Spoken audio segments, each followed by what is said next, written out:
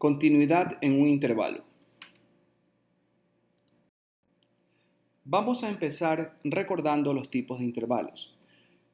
Se denomina intervalo cerrado aquel que incluye ambas fronteras. Se denomina intervalo abierto aquel que no incluye frontera alguna. Se denomina intervalo semiabierto o llamado también semicerrado cuando el intervalo solo incluye una de las dos fronteras. Recuerde que también disponemos de los intervalos infinitos.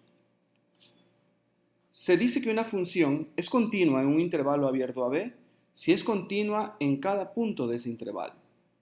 En cambio, para que una función sea continua en un intervalo cerrado AB, deben de cumplirse tres condiciones. Primero, que sea continua en el intervalo abierto AB. Segundo, que sea continua por la derecha en A. Y tercero, que sea continua por la izquierda en B.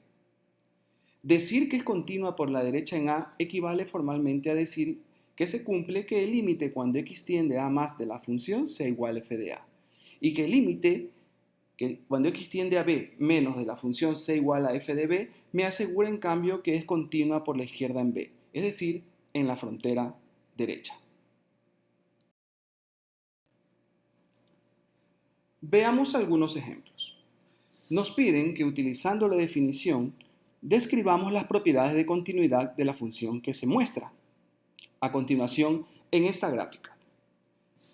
Con base a lo revisado, entonces podemos responder que la función es continua en los intervalos abiertos menos infinito 0, 0, 3, 5 más infinito y en el intervalo cerrado 3, 5.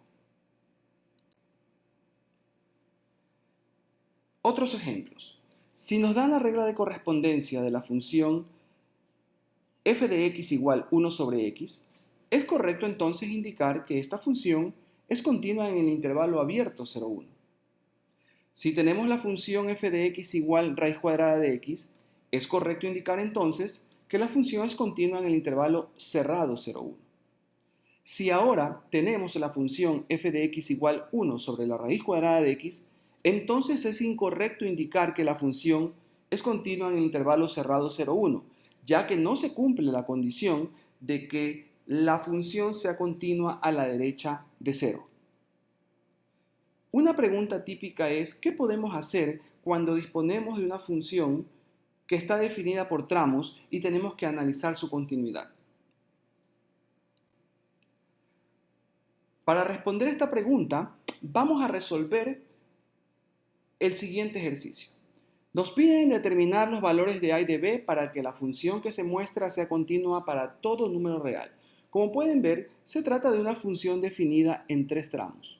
X más 1 si x es menor que 1, a x más b si x es mayor o igual que 1 y menor que 2, y 3 veces x si x es mayor o igual que 2.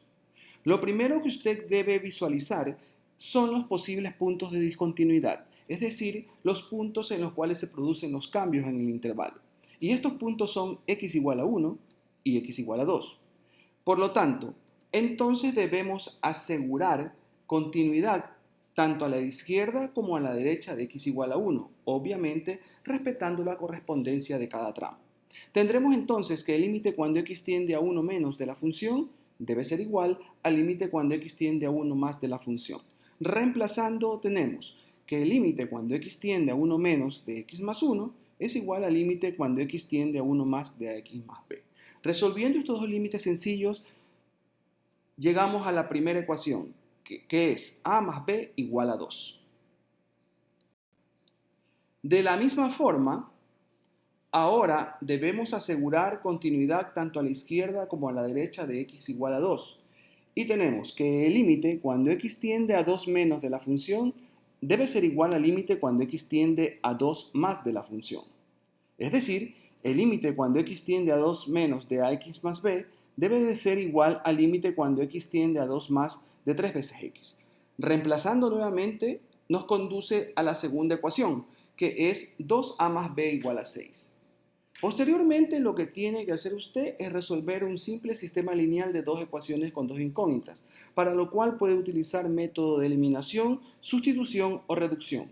Sea cual fuera el método que usted utilice, llegará a las respuestas a igual 4 y b igual a menos 2. con lo cual ha determinado los valores de a y de b para que la función sea continua para todo número real. Finalmente la función nos queda de la siguiente manera: x más 1 si x es menor que 1, 4x menos 2 si x es mayor o igual que 1 y menor que 2, y 3 veces x si x es mayor o igual que 2.